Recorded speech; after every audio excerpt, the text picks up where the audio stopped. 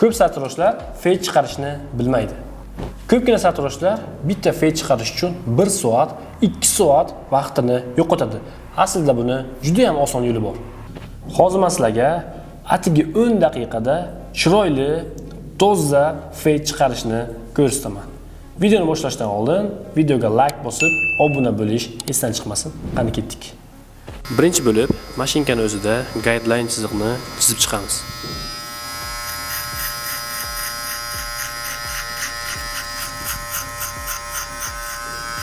Keyin esa shu mashinkani o'zida tishini oxirigacha ochib, tepaga ko'taramiz.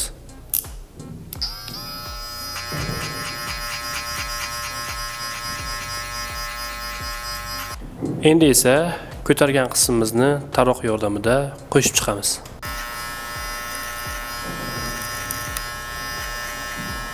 Endi guideline chizig'imizni mashinkani tishini bitta pastga tushirib, perexod qilib chiqamiz.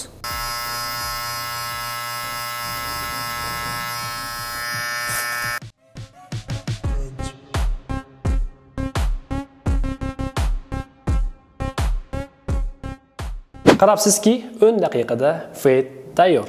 Bundan-da qiziq ma'lumotlarni yo'qotib qo'ymaslik uchun videoga bitta like bosib, obuna bo'lish esdan chiqmasin. Hammaga rahmat.